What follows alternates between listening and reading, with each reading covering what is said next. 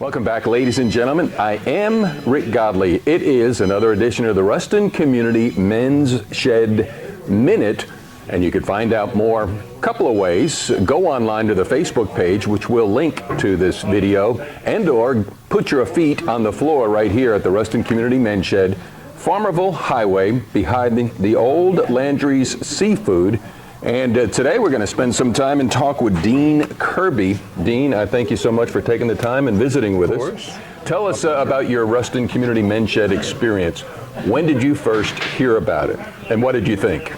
I heard about it in its early formation when Beulah and them were setting it up. It had just kind of become an official organization, and I just heard about it. I just dropped in and said, what's going on here? I need a shop, and talked to them about it. And it was just a beautiful deal. It was at the Delta Community College at the time, and I didn't have a workshop and always wanted one and didn't have time to use one until I was retiring, and got on board, and then they couldn't get rid of me. So I was there pretty regularly, and they put me on the board. He's on the board. We have Dean Kirby, Ruston Community Men's Shed. That was getting introduced to the literal, I guess, pun intended, nuts and bolts of the organization. But this is an organic growth, because I've interviewed Beulah many times before this came into what it is today, that this is a worldwide organic growth of communities of people coming together. And literally, I think Ruston's Community Men's Shed was the 4th in the United States. Do you know that? I think it's 3rd or 4th. It was one of the early ones in the United States, and my initial reason for joining was selfish because I wanted to shop. But then I kind of got more into the vision of what men's sheds are about, and was impressed by the potential for wellness and health benefits to the members, and the whole vision of getting old retired folk out of the home and together fellowshipping and doing things together. And it's a nonprofit organization. It's only $120 a year to become a member, and a place and a space, and that is an extreme value. And another thing, Dean, we talked with Annette Straughter, so that obviously proves this is not just a, quote, men's shed. It's a community shed, male, female, young men, young girls, you know what I mean, to learn in a mentoring way. This is a great opportunity to come together. Right. We all tend to come with certain skill sets, and we share with each other.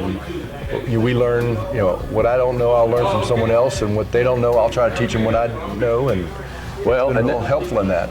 Annette Straughter called you the taskmaster because she came the first night and just had some questions and walked out of here with 3 pieces that you guided her in actually creating for herself. I mean, that's awesome. Well, that's some of the fun aspect of it, is helping others. And part of my perspective is on safety. So when you have a shed full of members of various skills sets and experience, we really have to be careful about safety. And so that's part of my role here. And also, just I like to see people learn and become self-sufficient in using the tools. Well, and to that point, Rick Godley has not so great a skill set, Matt, so this is an excellent opportunity, as proven by Annette, for novices or just those with inquiring minds want to watch and learn. Well, that's why we want you to come join us. There you go. There you go. All right, Dean Kirby, what are we working on here? I'm working on building a router plane, a little hand plane for cutting grooves in boards or wood, and getting a good flat bottom. And we don't have a commercial one, so I thought I'd just make one, and I was following some plans by English woodworker named Paul Sellers. And so I'm at my 3rd attempt on getting the groove cut right in this thing, so I'm still working on it.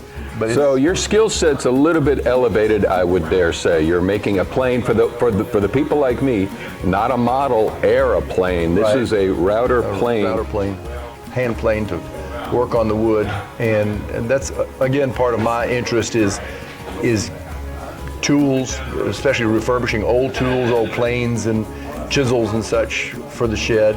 And my skill set is varied. I'm knowledgeable in some areas and definitely don't know a lot about other areas. Well, another point, back there in the days when Beulah was running around and grabbing everybody by the collar, telling me about this thing, Ruston's going to have a community men's shed, Ruston's going to have a community men's shed.